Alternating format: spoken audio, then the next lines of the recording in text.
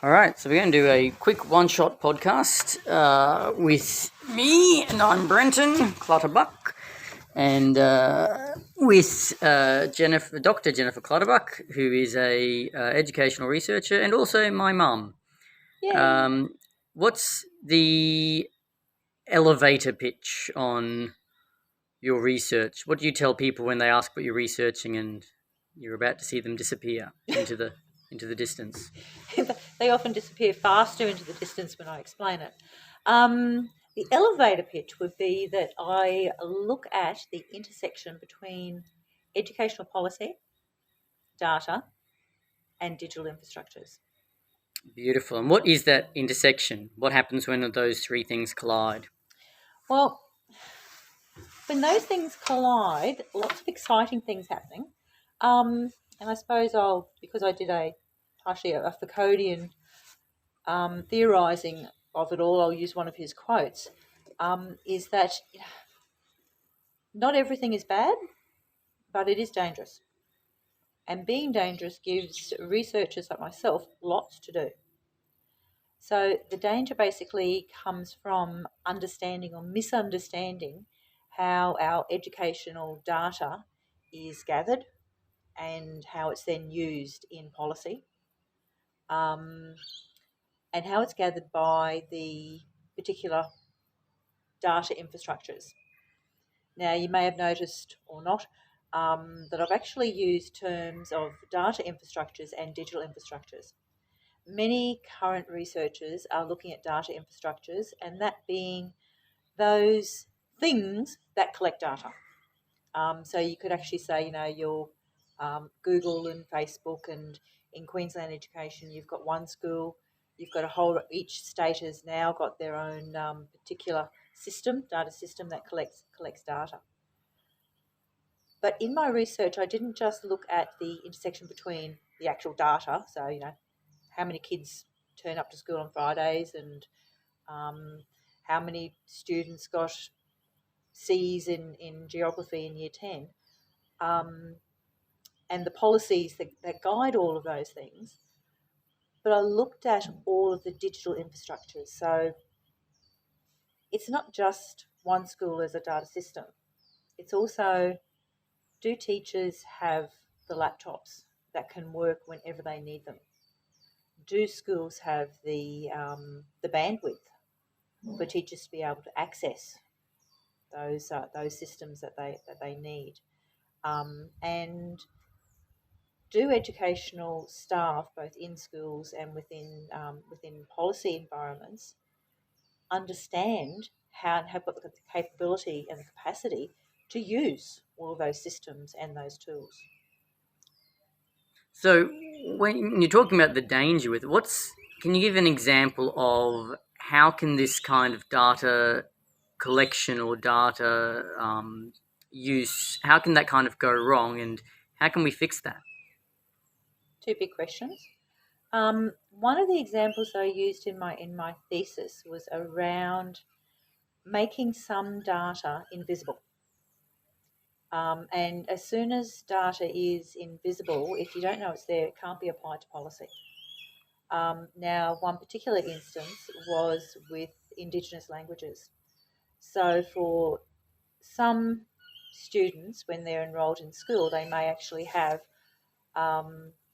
an Indigenous contact language. So there's a range of contact languages around. I'm just thinking about Queensland for here. There are different ones, Yarri Lingo from up in far north Queensland. There's a range of contact languages in central Queensland and also down here in southeast Queensland. Now, those languages can't be added to their student profile.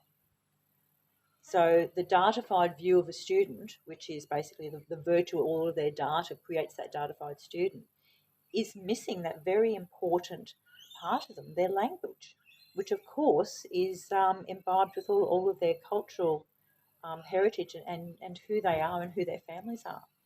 So while the one school system has space for a whole range of different languages and a whole range of different Indigenous languages, the contact languages still are not able to be entered. And that comes directly from, so it comes down to being quite political. It comes down, one school is governed by the data sets that are stipulated by the Bureau of Statistics. So their language list doesn't include contact languages. So it's a very colonial view of language. And in that way, in schools, that data isn't collected. So it's just put down as, it could be put down as Aboriginal English or as other. It's not collected, so it can't inform policy. And we lose that aspect. How can we actually fix that? That's an enormous question. First, we have to be, let's just change the political system and the colonisation of Australia. But first, we have to be aware that data is governed by infrastructures, and infrastructures are governed by political, social, and technical elements. Once we know how they're governed and what's missing, we can then start jumping up and down. So, I mean, it sounds like a very difficult thing because it's almost like you're describing a little Lego machine with a lot of different parts that are kind of stuck together and sort of pointing to it and saying, okay, well, how do we rebuild one part of this when the sort of question might be, where do you start? Because it's everything kind of depends on and interacts with everything else. Is that part of the challenge? It is. There's, and I'll throw another complexity into that that Lego challenge. Infrastructures are created; they don't just appear from nowhere, and they emerge from what Karen Barad talked about, the interactive becoming, and the interactive becoming of something is basically, it's not just an interaction between political, social, and technical aspects. The interactive becoming of an infrastructure comes up from the relationships that occur between those. So you've got the relationship, you've got the political relationships, and the technical ability of different people and of different, so of human and of non-human elements. And it's those relationships that I suppose some of those infrastructures, and I also talk about the vital materiality of those infrastructures, how that actually emerges. So it is all totally entangled. The that interactive becoming doesn't change the originating entities, but it also can't exist without them. So when something interacts, when I'm interacting with you, one of us can go away and the other one is still okay, as much as I miss you. But with the interactive becoming, if those relationships aren't there, it doesn't happen. So going back to your Lego metaphor, it's creating it, but it's also understanding what relationships are creating it. So infrastructures are created somewhere by someone, and they have a whole range of governance around it. But we're not completely divorced from that becoming, because as a society, we have a lot of input into what we want. Can't remember who it was that said we get the government that we deserve. We in Australia, we vote for them, so we have a lot of input into those smaller parts as well. The interesting thing with one school is that it was actually built by the government organisation who used it back in 2003, and that is a very unusual thing to happen. Majority of and even now, the industry has changed so much that schools and systems just buy a package. And in buying that package, there is very little awareness of how that infrastructure was created, what were the relationships that led to the creation of that infrastructure. What were the biases, and that's a big part of mine is trying to get people to understand that who governs the infrastructures is a question we need to ask. So, I mean, there's a lot of people who would kind of take that view that, well, that's efficiency. That's, if a business goes out and tries to make a superior product, and they do, and we, pay them maybe a fraction of what we pay our own people to build that, to just buy a product that they're maybe selling to other people as well. And we get that from a Google or a Facebook or whoever else. What are kind of the risks that we might face in not really understanding the process that has been taken in order to produce, say, a data collection program, or something that's like One School, or perhaps a superior role marking system, or student feedback system, or something like that? Yep. Why would we maybe want to know what's going on in the background? Well, often we don't. Ignorance is bliss. If we don't even think about where our data is going, if we don't actually think about who's using our student data and for what purposes, it's a much more comfortable situation to be in. If we don't think about the fact that, and it's interesting your terminology of superior, and I'll come back to that one because it sort of links nicely into the right data. If we don't know that this data from whichever company it is that has bought out, that we've bought, and that works really well, and that's really, I'm guessing what you're talking about is superior. If it's fit for purpose, then it's good. However, if within that purpose, company X is actually collecting that data, that student data, and using it for other purposes that we don't necessarily know about and we lose control of, then that's dangerous. Many of the companies now, they've got these lovely glossy brochures for their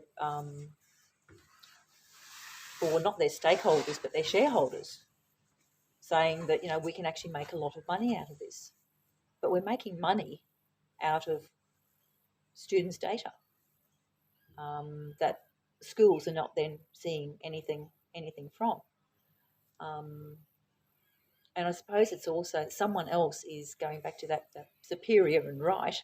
Someone else outside of our own educational environments and outside of our own schools are making the decision what is the right data to collect.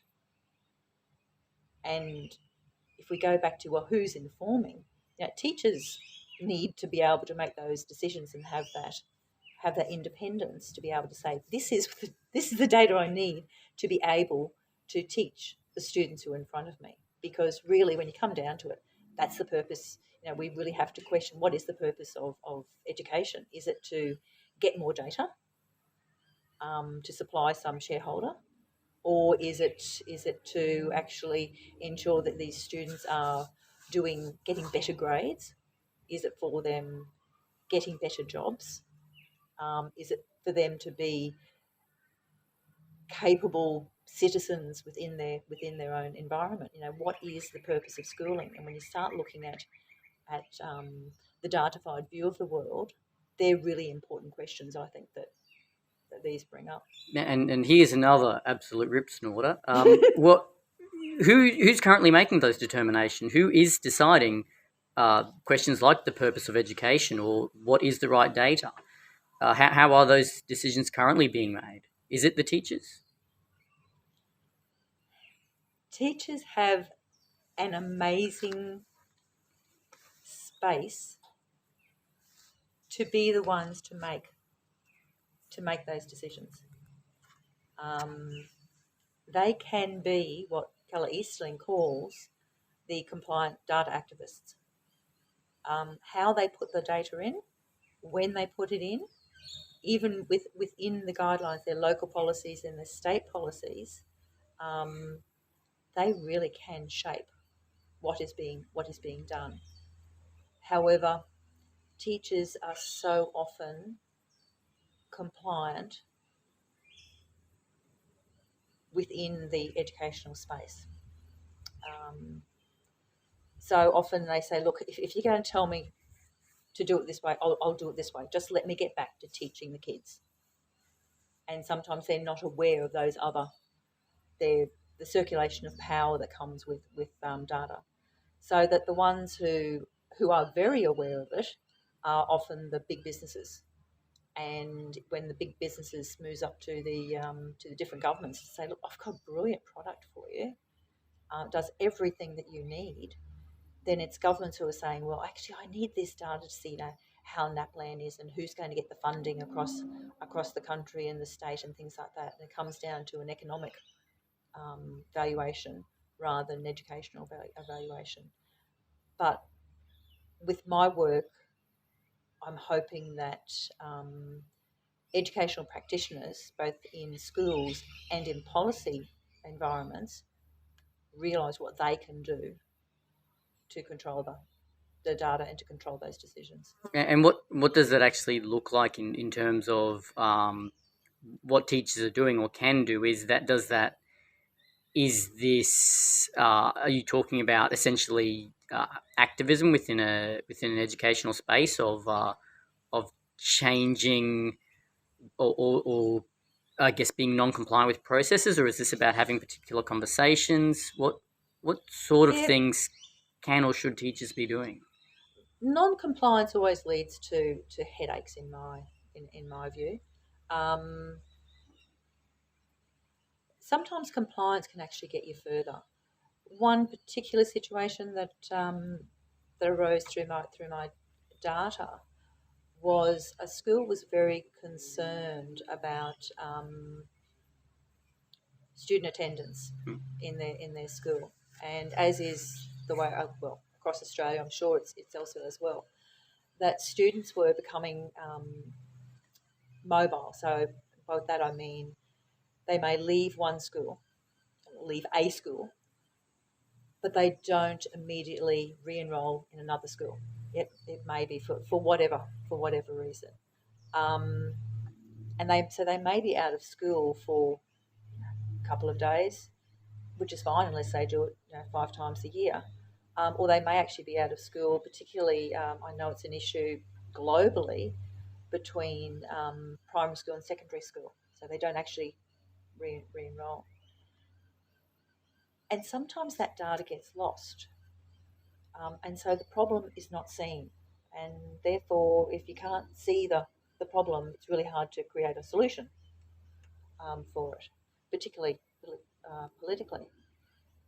Now, this school actually decided that they were going to keep track of those students, so they kept them on their school roll, even though the consequence of that was the fact that because they said that, Sarah we know that she left the school, we know that she's going to go to another school, so they could have actually followed the suggested guidelines, not mandated guidelines, they were suggested guidelines, to after 15 days, and they couldn't contact, her or her family. They could have actually just said, oh, she's gone, she's inactive, so take her off our rolls. They made the decision not to do that. They made the decision to leave those students on their roll, and they actually marked them absent every day because obviously they weren't at school. Now, that had 2 consequences. One, it really showed up that there was a big problem in that area of students who were mobile, who were missing out on their education, which then comes down to a social and an economic problem for the country. The other consequence it had was that because yearly in Queensland there is an audit on schools' data, it showed up that they had a massive attendance problem. And therefore they were issued with what is called a priority school review, which is a system where Department of Education in Queensland says, all right, well, we see that you've got a problem. We'll come out and give you extra support. That's the departmental glossy brochure view. Some of the school leaders that I interviewed said this is the way that the department can actually tell us what to do. And it's one of the few ways that the department now has in telling schools what to do. So that was a sort of data activism by compliance. They didn't not do anything. They actually kept that data to show the size of the problem. So that's one way they can do it. It sounds like a really brave choice, because I think that there's an implied narrative that there's almost this idea that there are good schools and bad schools, and good teachers and bad teachers, and if you want to know which schools are good schools and bad schools, and which teachers are good teachers and bad teachers, you check the data. So it almost feels like that there is a pressure perhaps to problem solve and to treat the data, or bad data, so to speak, as itself a problem, and you can solve that problem by finding explanations for the data that then don't require somebody from outside to problem solve. Is there a way to get past this, I guess, this mentality of you avoid bad data because the data is itself the problem? It's not reflective of a problem. The data is the problem that has to be solved. Yeah. Often data becomes the problem. Well, if we could change how mainstream media report on different data sets, that'd be great. We look at Bob Lingard and Asper Baristas have done some amazing work on what happens in the media when the PISA results come out. And PISA being blimey, I can't remember what it stands. It's the international assessment for literacy, numeracy. Everyone will know what PISA is for about 2 weeks of a year, actually 2 weeks of every 3 years when it hits the news, and then everyone forgets it.